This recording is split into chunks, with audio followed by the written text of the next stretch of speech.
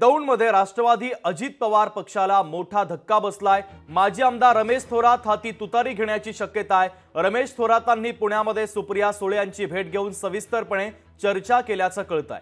राष्ट्रवादी पवार गटाच्या वतीने दौंडच्या उमेदवारीसाठी थोरात इच्छुक असल्याचं कळतंय। महत्त्वाची आणि मोठी बातमी, दौंडमध्ये राष्ट्रवादीला मोठा धक्का बसण्याची शक्यता आहे। अजित पवारांना हा मोठा धक्का आता सहन करावा लागेल, कारण माजी आमदार रमेश थोरात हाती तुतारी घेण्याची शक्यता आहे। आणि या संदर्भात रमेश थोरात यांनी पुण्यामध्ये खासदार सुप्रिया सुळे यांची भेट घेऊन सविस्तर चर्चा केल्याचं कळतंय। तर राष्ट्रवादी शरदचंद्र पवार पक्षाकडून दौंडच्या उमेदवारीसाठी थोरात इच्छुक असल्याचं कळतंय।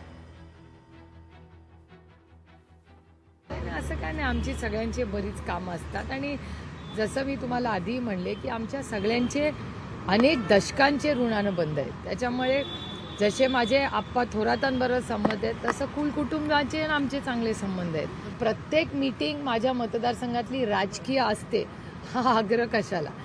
सहकारातली कामं असतात, दिल्लीतली कामं असतात। रमेश आप्पा थोरातांबरोबर माझे कौटुंबिक संबंध किती दशकाचे आहेत, ते काय नवीन नाही।